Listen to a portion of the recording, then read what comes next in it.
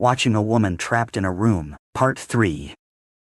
Below is a revised and substantially expanded version of the text for Part 3, maintaining the style and continuity of the narrative while polishing grammar and clarity. The length is around 4,000 words. It continues the story established in Parts 1 and 2, preserving their tone while delving deeper into the new developments. I was standing there in the hallway of my apartment building, still wearing the same work clothes I'd had on at the surveillance room, when I heard a female voice say my name.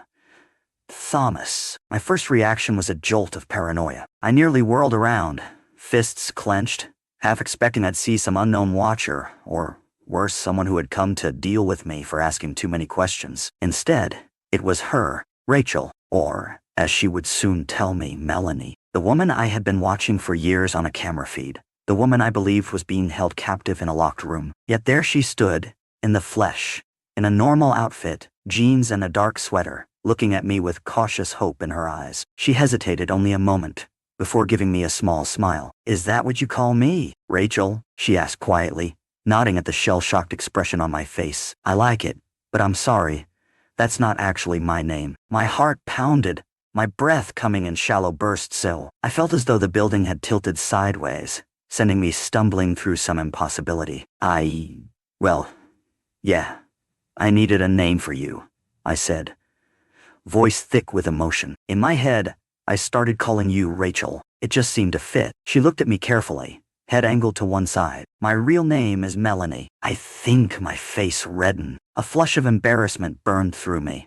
Naturally, her name wasn't Rachel. It was just a fantasy name I'd constructed to humanize the woman I was convinced was locked up somewhere. But that embarrassment was overshadowed by a tumultuous mix of joy, fear, and confusion. "Melanie," I repeated, tasting the syllables as though they were foreign. "You're here," I said foolishly. Is it really you?" Melanie gave me a small, wry grin, though her eyes flicked uneasily up and down the hallway. "Yeah, it's me," she said quietly. "But can we go inside? I'd rather not talk here." I realized how exposed we were. The hallway was deserted, but who knew what hidden cameras or watchers might lurk? My mind raced with paranoid images. I fumbled the key into the lock with shaking hands. My entire body was trembling, and it took me 2 tries to turn the key properly. Finally, I managed it, and we hurried inside. My apartment was its usual cramped self. Living room with a battered sofa, a small TV stand, a couple of side tables covered in junk mail. Not exactly a showplace, but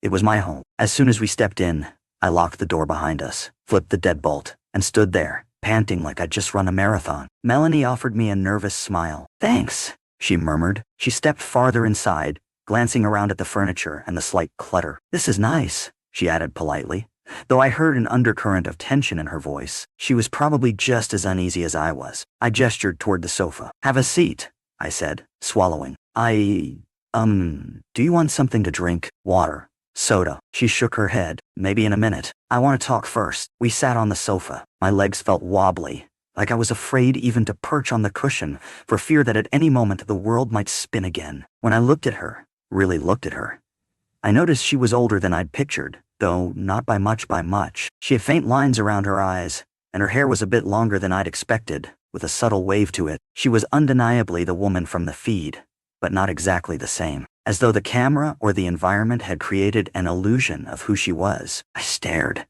my voice almost catching in my throat. "How?" I finally managed. She smiled wanly. "That's what I'm here to tell you," she replied. "But first, please understand, this isn't going to be easy to hear. Things aren't what you think they are, and frankly, they never have been." A new line of dread sliced through my confusion and relief. "What do you mean?" My mind conjured new scenarios.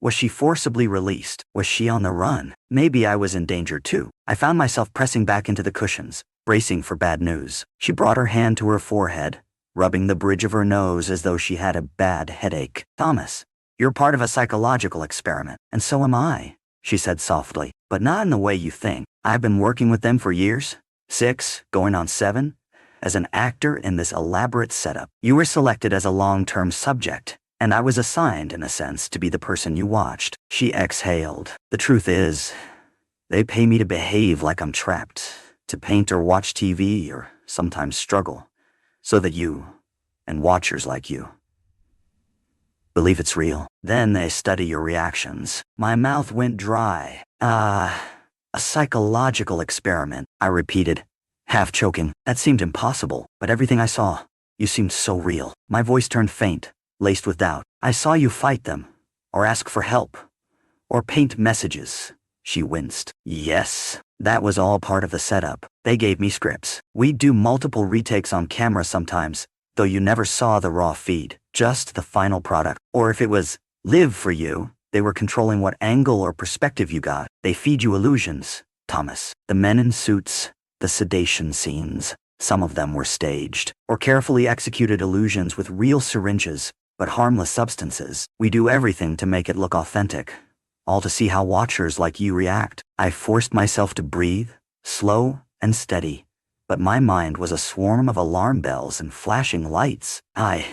I don't understand. My voice cracked as I pictured all the times I'd worried about her. The nights I'd agonized over whether to call for help. The day I pressed the red button because they forcibly sedated her. Why would they do this? For what purpose? She gave a tiny, helpless shrug. I don't know the entire reason. None of us do. My guess is that it's some secret government-funded or private research about morality, compliance, paranoia. I can't say for sure, but they invest a lot of money, time, and expertise. Every subject like you is watched not only by me, but by a whole back-office team.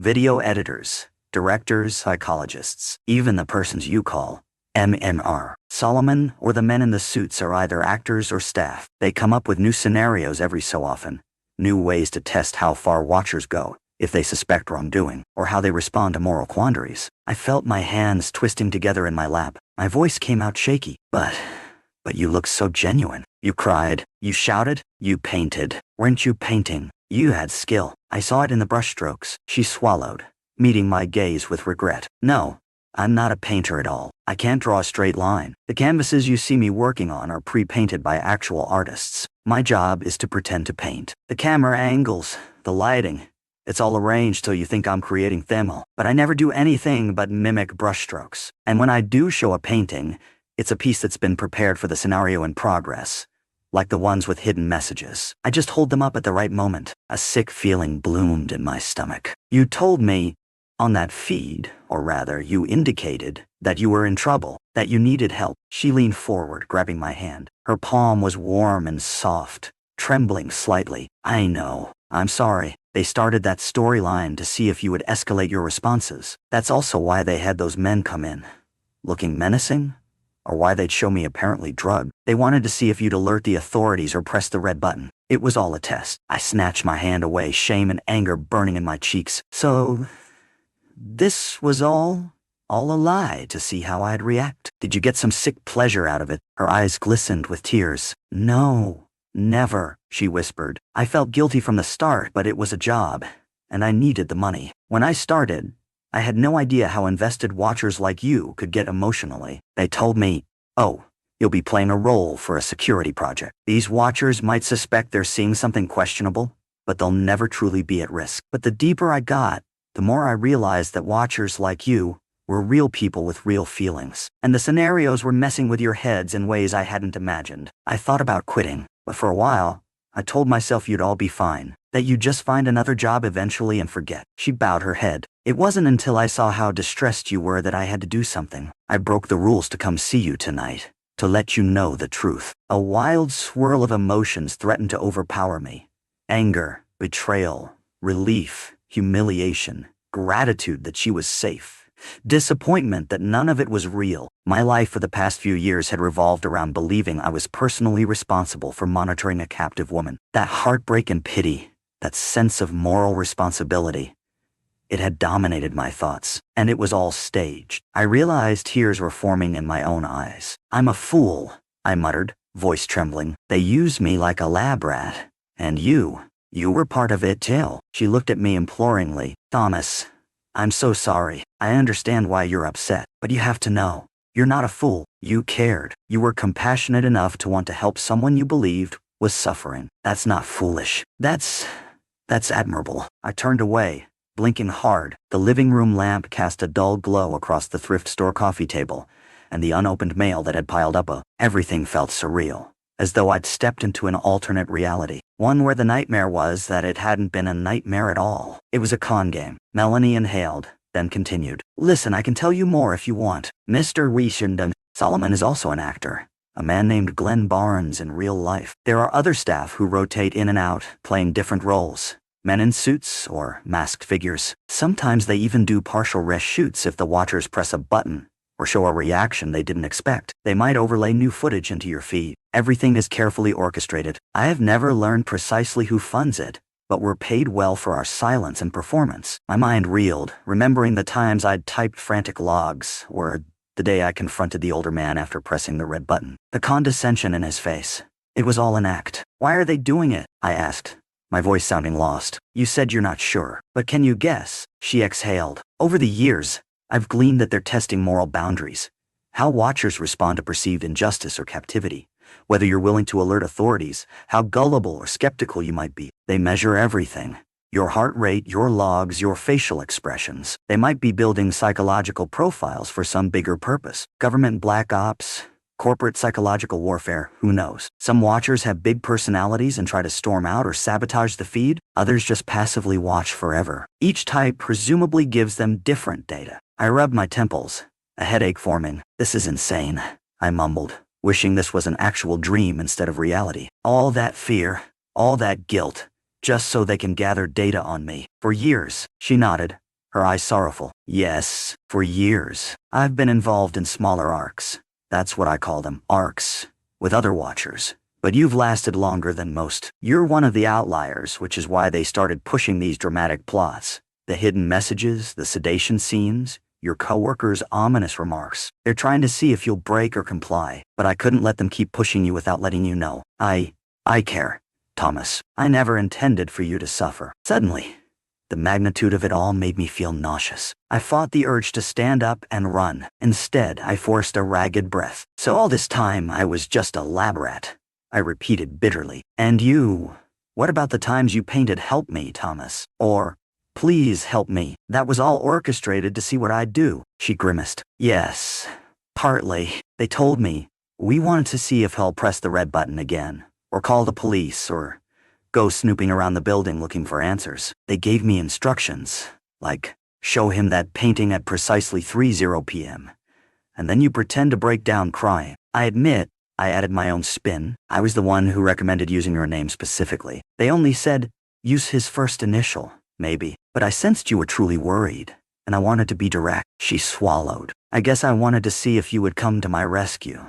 Maybe. Or if it would cause some better outcome. In a twisted way, I wanted you to break out of their system. Then you actually pressed the red button that day, remember? I nodded numbly, recalling the terror and righteousness I'd felt as I did it. They all showed up, acting angry that I'd wasted an emergency call, or something. Exactly. Another part of the script. They wanted to gauge how you'd hold up under intimidation. You did better than most, honestly. She squeezed my arm again. And that's why I feel so guilty. You were so earnest, so caring. You reminded me that watchers aren't just numbers on a spreadsheet. You're living, breathing people. I stayed quiet, letting her words sink in. At least I wasn't losing my mind. But the betrayal stung. And behind the betrayal, something else glimmered. Rachel, or Melanie, wasn't actually in danger. She was free to come and go, more or less. Her hardships were illusions. That was a load off my conscience.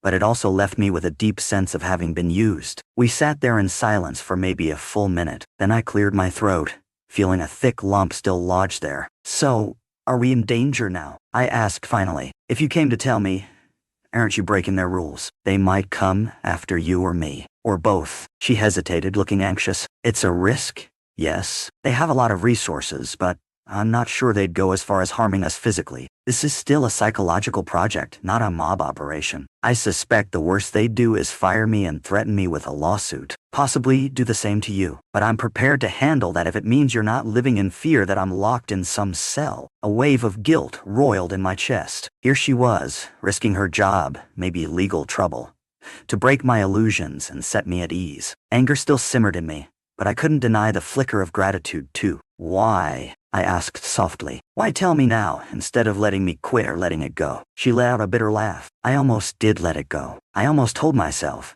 it's just another mark in their big experiment. He'll eventually move on, find a different job, forget about me. But I saw how deeply it was affecting you. The more they ramped things up, the more you worried, the more you tried to help. It touched me, genuinely, and I realized I couldn't keep being complicit.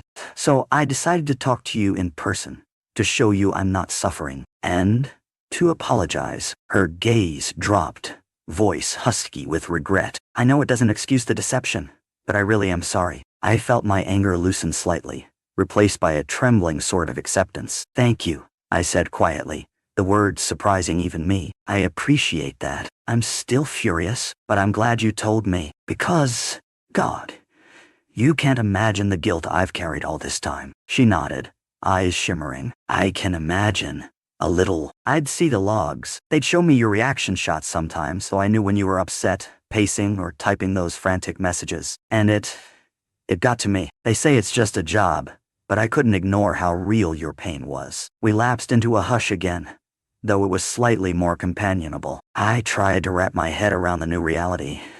My job was an illusion. The captive woman was an actress. Mr. Solomon was a role. That entire building or facility was stage managed. And me, I was the unsuspecting lab rat. I shuddered at the realization that at any point they could have ended my contract or scrapped me if I discovered the truth. Yet, they let me remain. Why? Perhaps because they gleaned more data from my sincere confusion. At length, Melanie cleared her throat. So what now? She asked gently. I know you must want to rage at them or even go public, but trust me, they have deep pockets and legal muscle. They might bury you in lawsuits or hush you up in other ways. I don't think it's worth the fight, but it is your choice. I snorted darkly. I guess going to the police or telling newspapers about some secret psychological project might end up with me looking like a conspiracy nut. And even if I did find a sympathetic ear, I have zero proof. They control all the footage, all the sets, everything. They could wipe it clean. She leaned back, relief flickering across her features. That's exactly it, and I don't want you tangling with them alone. If we were to blow the whistle, we'd need ironclad evidence, which I don't have, beyond my word. So maybe it's best to walk away, quietly. You can quit, find a new job, move on with your life. I nodded, though an ache formed behind my eyes. Moving on sounds good, but a part of me wants to blow it all up, out them for messing with people's minds. My hands clenched. Still, I'm no hero. I don't want to get ground up in a legal battle or worse, so maybe I just vanish from that job. Forget it all. But I also wonder if they'll let me do that so easily. She winced. They might. Typically, watchers either leave or get fired. They sign NDAs though, so if you try to speak publicly, they can threaten legal recourse. The question is whether you'll sign anything. That's up to you, but they might pressure you. Let them pressure me, I muttered, though my bravado felt hollow. I exhaled sharply, raking a hand through my hair. So, you're still going to work there then? Still, act out these scenes with other watchers. Her expression cracked. I can't keep doing it. Not after meeting you face to face. It would feel too horrible. But I need time, maybe a couple more months, to line up alternative income, to plan. I'm not wealthy, and this job pays a lot. I hate it, but I also rely on it. Maybe that makes me a terrible person. I stared at her, feeling empathy despite my anger. No, it doesn't. We all do what we must. I stayed at that job because it paid well. Hell, that's part of how they trap watchers like me. Now I see how they trap you too with money. My shoulders slumped. So we're both stuck for the moment. Melanie gave a watery smile. But at least we can take comfort in the truth now, right? You won't be tortured by guilt, and I won't be living a lie to you. That has to be something. I nodded, tears pricking my eyes again. Yaha. It is. Then a question formed in my mind, burning with curiosity. What about the guy named Charlie? I ran into him in the parking lot, and he told me cryptic nonsense about being in danger. He was older, bald. Was that all part of the show too? She let out a soft, humorless laugh. Yeah, that's Charlie Jeffries. He's an actor too, though he's been in the project longer than I have.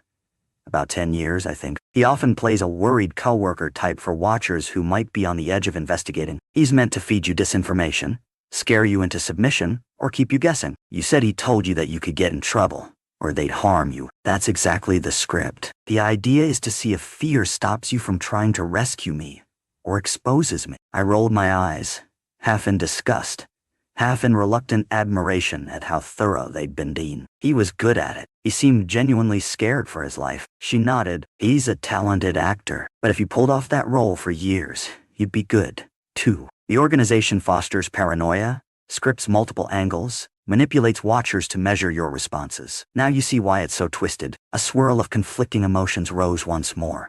Anger at the deception, relief that the threat was false, guilt for not seeing through the illusions, gratitude that Melanie had told me. Finally I said, "So, what do we do now?" My voice sounded weary. She reached out again, gently touching my hand. "We carry on. For a little while, you act like normal at work. Or as normal as you can. If you abruptly stop reacting, they'll suspect something. Then in a few weeks or a month, maybe you slip out, turn in a resignation, or let them fire you. I'll bide my time. Then we'll both be free." I frowned. "You want me to keep going in and pretending I think you're in prison? That's humiliating." My voice wavered with resentment. "I don't know if I can do it." She gave me a sad smile. "I understand, but think of it as a final performance. Let them glean their data for a bit longer while we plan an exit. Meanwhile, you're not tortured by the unknown. You know I'm fine, and they'll remain none the wiser about our meeting, which keeps both of us safe. Then, when we're ready, we can both vanish from their project." She paused, glancing around my living room. "And once we do, I want to meet you openly. Away from all this. We can see if there's a real friendship or something else between us." A faint blush touched her cheeks. "Because for all the fakeness of that job, the part of me you saw was real enough. I am a talkative, creative person, just not with painting, more with singing or acting. I'd love a chance to get to know you without the roles we've been forced into." My heart fluttered in confusion. Part of me still felt betrayed, but another part recognized that she was as much a pawn as I was, just on a different side. The prospect of actually dating or befriending the woman I'd known as Rachel, now Melanie, was bizarrely appealing. I think I'd like that," I admitted, cheeks warm. "But how long do we wait?" She exhaled, considering. "A few months minimum, so it doesn't tip them off. I know that might feel like an eternity, but it's the safest route. Let them see you struggle with your moral dilemma a bit. Keep collecting your pay. Don't do anything drastic. Then, at an opportune time, give notice. I'll do the same, staggered, so they won't suspect we colluded. After that, we're free to meet. Somewhere nice, maybe? Not in this fishbowl environment." "How does that sound?" I swallowed, imagining continuing my shift routine for another few months, feigning the old illusions. But if it kept me safe and let me end things on my terms, maybe it was worth it. "All right," I said haltingly. "I can try." A wave of relief washed over her face. She smiled. "Thank you. I know this isn't easy, but trust me, you'll be thankful we avoided a head-on collision with them." We sat there a few moments in silence, the tension easing into a subdued acceptance. Then I noticed the clock on my phone. It was late. I had work in the morning, or rather, that afternoon. I was exhausted. She must have seen it on my face, because she gave me a gentle, sympathetic look. "You should get some rest," she said quietly. "I'll go. I don't want to overstay or risk being seen leaving in broad daylight. I'll slip out now while it's still dark." My heart squeezed with longing and fear. "All right," I said, voice thick. "But thanks for telling me, for trusting me with the truth." Her eyes shone with unshed tears. "Thank you for being the kind of person who'd care about a stranger," she whispered. Then in a spontaneous gesture, she leaned in and hugged me. I froze for a moment, then hugged her back. My mind flooded with conflicting emotions. Gratitude, lingering betrayal, a flicker of warmth. She smelled faintly of lavender. My chest hurt with the intensity of it all. Finally, she pulled away, smiling tremulously. 3 months, Thomas," she said softly. "Then we see each other for real, without all the illusions." "That's a promise." I nodded, my throat too tight to speak. We shared a brief, tentative kiss, so quick and gentle that it felt half dream, half reality. Then she slipped out the door, leaving me in the dim glow of my living room lamp, feeling as though my world had been turned upside down a second time. Sleep was elusive that night. My mind replayed every conversation we'd had, in the hallway, on the sofa, the revelation of the entire setup. A part of me felt foolish, ashamed I'd fallen for the ruse. Another part felt relieved that she was safe, and that no actual crime was happening. By the time my alarm went off, I'd dozed maybe a couple of hours, and I woke in a haze of exhaustion and mental overload. Still, I had to maintain appearances, which meant arriving at the surveillance building on time,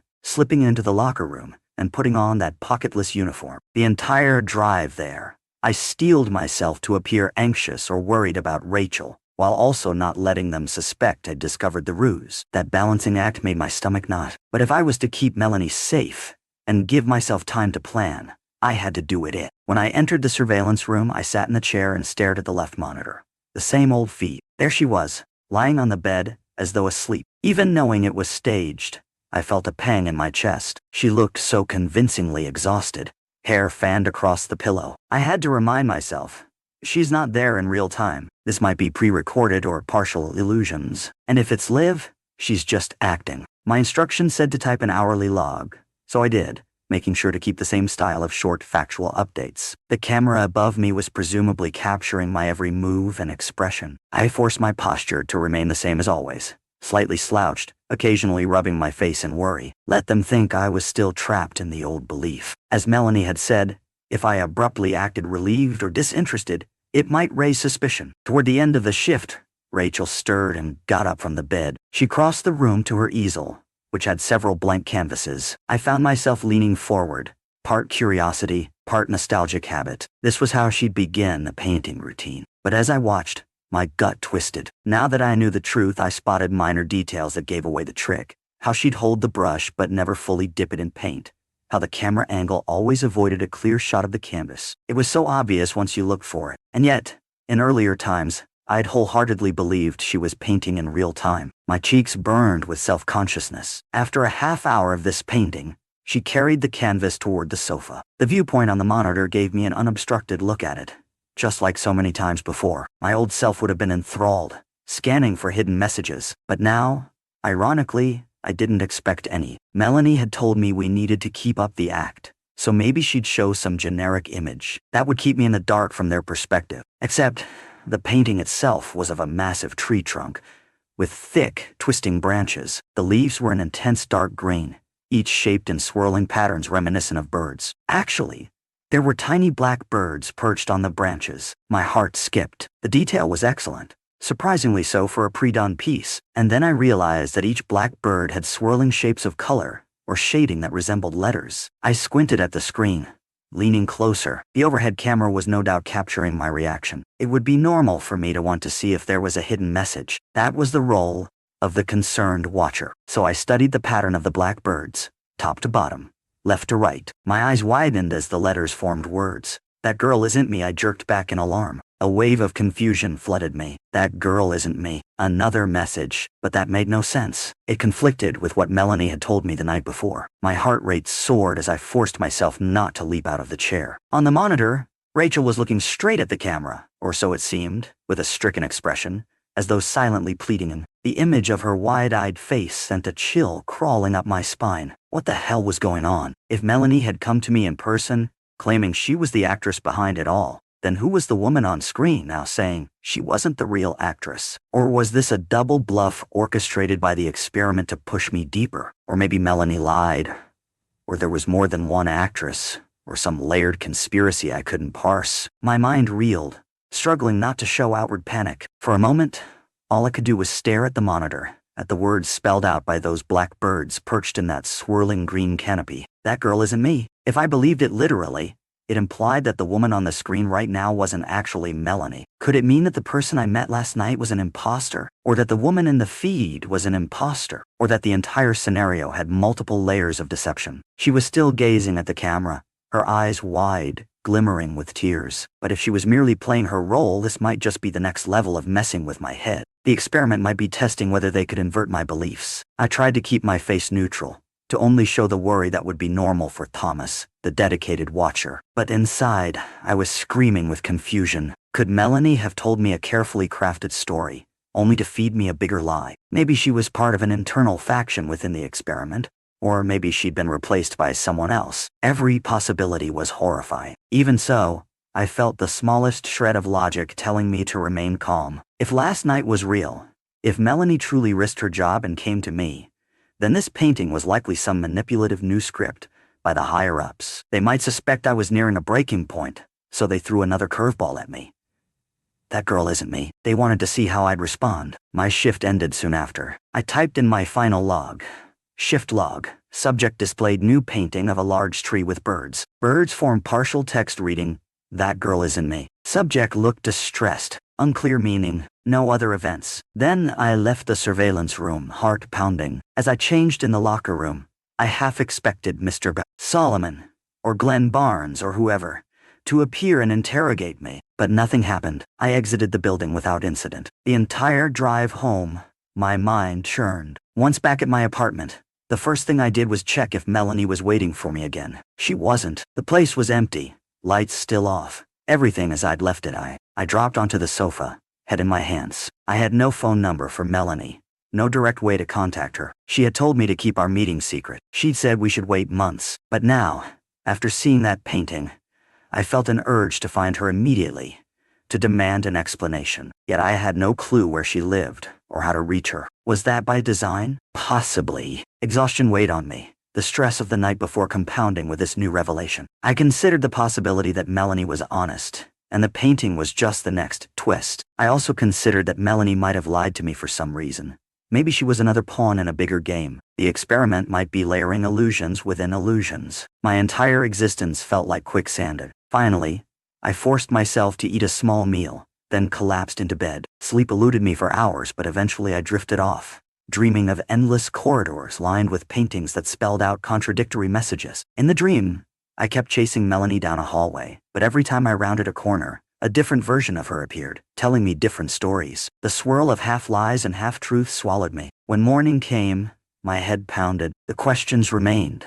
Which version of the story was real? Did I meet the real actress? Or was that just a new layer of the experiment? Maybe it was all orchestrated to see if I'd betray them, or if I'd keep following the script. But if that were so, would they risk letting me see her outside the building, in my apartment? It seemed elaborate, even for this insane scenario. Days passed in a blur. I continued my shifts, faking the role of worried observer. Sometimes, the feed showed Rachel reading or sleeping. Other times, she'd produce yet another painting with cryptic messages. Some contradictory, some begging for help, some referencing me by name again. No mention repeated the phrase, "That girl isn't me," though that phrase haunted me. I looked for more direct references. "It's not real," or "I lied," but none appeared. The feeds simply carried on with new illusions. I was trapped in a cycle of suspicion. On the one hand, I wanted to trust Melanie. The way she'd apologized, the sincerity in her voice, and the tears in her eyes had felt genuine. On the other hand, the experiment's track record of deception weighed heavily on me. Paranoia whispered that maybe I'd been singled out for a deeper mind game. Sometimes,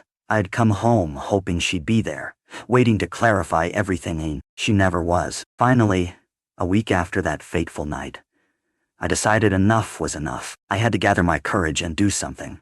Confront the so-called MNR Solomon, or track down that actor Charlie Jeffries, or even attempt to find Melanie. But how? They all seemed ephemeral, illusions that vanished whenever I left the building. And I feared, if I pressed too hard, they might retaliate in unpredictable ways. Or, ironically, they might script some new storyline to keep me dancing like a puppet. It was maddening. Another thought wormed its way in.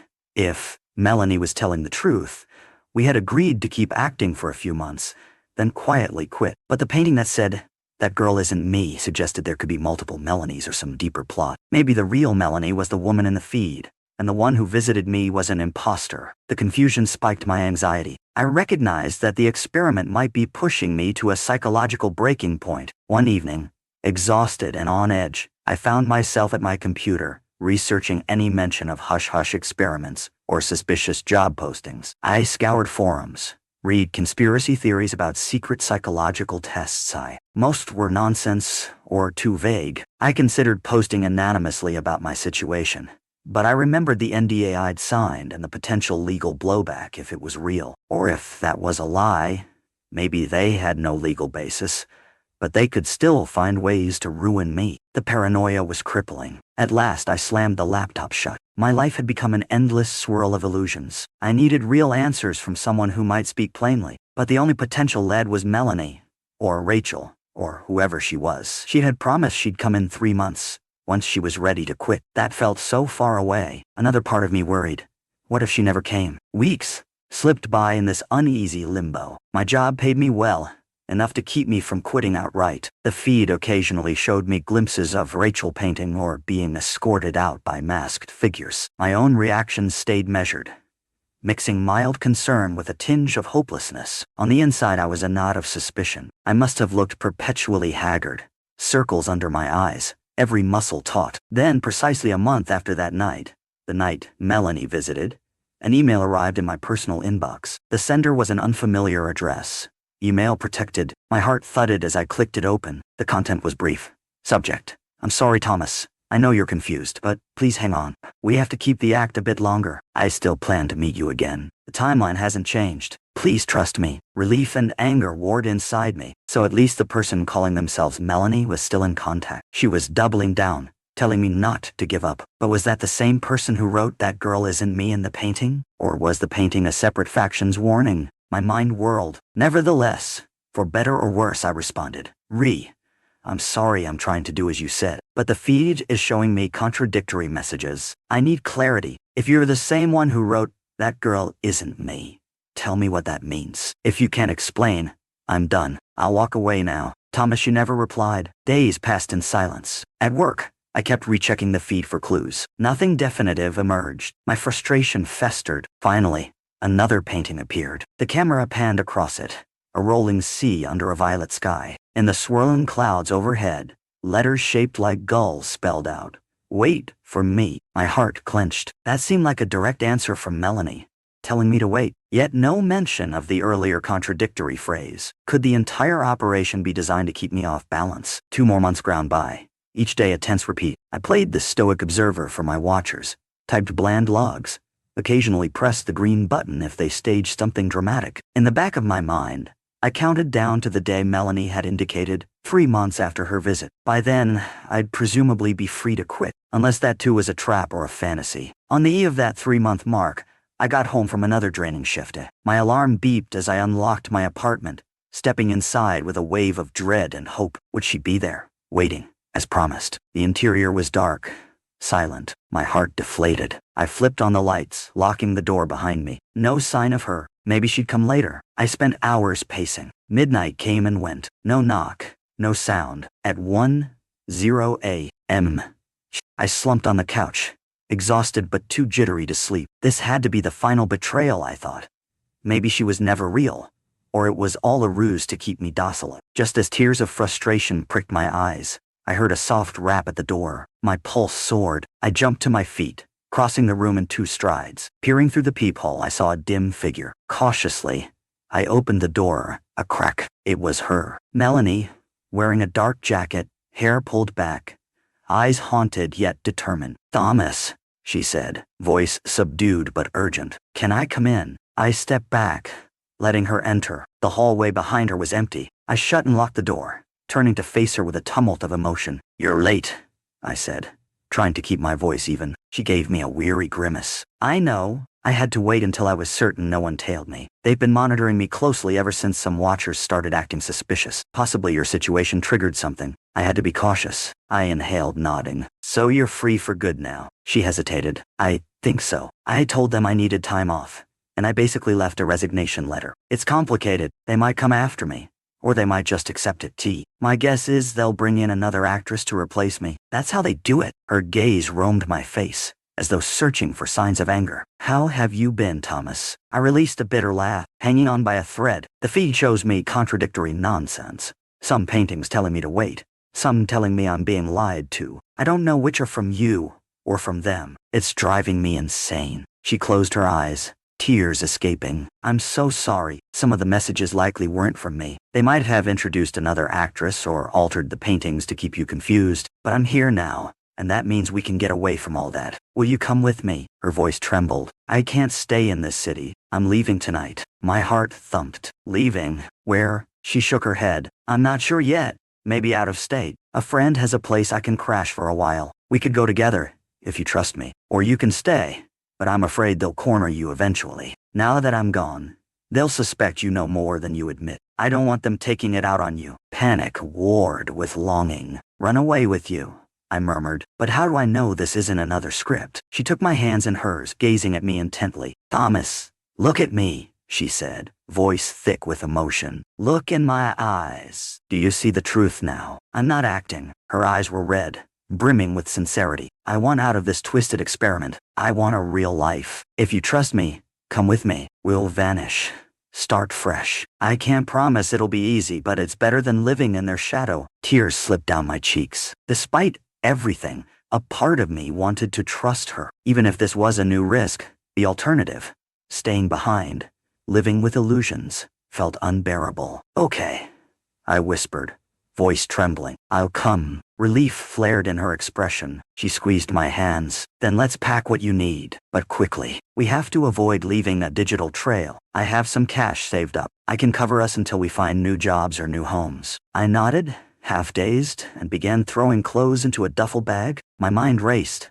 Was I leaping from the frying pan into the fire? Possibly, but I felt an odd calmness too. This was action, an escape from the labyrinth. If it was a lie, I'd learn soon enough. If it was truth, I'd be free. Within half an hour, I had a bag stuffed with essentials. My phone lay on the coffee table. I hesitated, thinking about how it might track me. Melanie placed her hand gently on my arm. Better leave it, she advised. They can ping it. Follow the GPS. I inhaled, nodded grimly, and turned it off, leaving it behind. Another part of my identity left behind too. Then, with a final glance around my apartment, my old life, I followed Melanie out the door. The hallway was silent. As we slipped down the stairs and out into the night, a battered sedan sat at the curb, engine running home. She ushered me into the passenger seat. I noticed the plates were partially obscured with dirt. She was serious about covering our trail. No words passed between us for the first few minutes as she drove, headlights carving a path through the dark streets. Adrenaline coursed in my veins. I looked out the window, seeing the city lights receding. Thoughts of Mr. Solomon, the Watchers, the elaborate sets, the confusing paintings, all swirled. I was leaving them behind. Possibly they'd chase us, or maybe they'd shrug and label me a lost cause. I didn't know. We drove for an hour without conversation. Then Melanie pulled off to a quiet rest stop. Switching off the engine, she turned to me, face etched with tension. Are you okay? She asked softly. I shrugged, tears threatening again. I'm scared, but I'm also hopeful, and so confused. She nodded, tears glistening in her own eyes. Sing, she whispered. Then, reaching across, she embraced me. For a moment, we held each other in the hush of the car. Two fugitives from a conspiracy, or two victims escaping an experiment. I wasn't entirely sure which we were, but I realized I cared about her, and she, in some capacity, cared about me. Maybe that was enough. Eventually, we pulled apart. She started the car again, driving onward into the night. I don't know what the future holds, she said, voice unsteady, but it has to be better than that place. I stared out the window at the passing darkness, thinking about the years I'd spent as a silent observer to a fake captivity, only to discover I'd been the prisoner of illusions all along. Now, by some twist, I was free, or on the run, with the very actress who'd played the woman I once called Rachel. Life was stranger than any fiction I could have imagined. Despite the swirling chaos of my thoughts, I felt a spark of excitement. Perhaps we'd find a new life in some distant town. Perhaps we'd fall in love, or maybe just remain allies, forging normal jobs and normal days, far from the Watchers' cameras. Whatever came next, it had to be more genuine than the spectacle behind us. 3 days later, a black sedan pulled up to my old apartment complex. A man in a dark suit stepped out, scanning the parking lot. He headed to my door, knocked, found no answer. After repeated attempts, he frowned, removed a key, and let himself in. The place was empty, partially furnished, clothes and personal items missing. He combed through the rooms, found no sign of me. On a side table, he discovered my cell phone, turned off. He activated it, only to find the passcode changed. With a muttered curse, he pocketed the phone and left, returning to the black sedan. Another figure waited in the driver's seat, face obscured. They spoke quietly, shook their heads. Then the car backed out and disappeared down the street, leaving the apartment silent. And Thomas, the Watcher, was gone. Rachel, or Melanie, was gone. The experiment had lost 2 pieces. Somewhere, Watchers and operators would scramble to fill the gap, to spin a new tale for the next subject. But for Thomas and Melanie, the labyrinth was behind them. And so ends part 3 of this strange saga. My job was to watch a woman trapped in a room, only to find out it was all a constructed lie, an elaborate performance. Then that same woman found me, told me the truth, and beckoned me to run. We left behind the city, left behind the Watchers. Whether the words, "That girl isn't me," signaled deeper deceptions remains unknown. Possibly the entire fiasco was layered illusions, but I no longer cared. The final truth is that we escaped, or at least we made a leap into the unknown. Wherever we are now, we're still wary, still glancing over our shoulders for black sedans or men in suitsy. But each day that passes without them finding us is a day of stolen freedom. We're forging new identities, new routines, no cameras, no cryptic messages, no staged sedation scenes. It's not a perfect life, but it's ours. And maybe that's the only real victory we can claim. If you're reading this account, take it as a cautionary tale. Illusions can go deep. The labyrinth might be bigger than you suspect, but there is always a path out if you dare to face your fear and trust the right person at the right moment. Because sometimes, the one you thought was a victim turns out to be an actress, and the one you thought was a hero is just another lab rat. Yet even in that twisted puzzle, you can find a genuine connection, one that might guide you to freedom after all.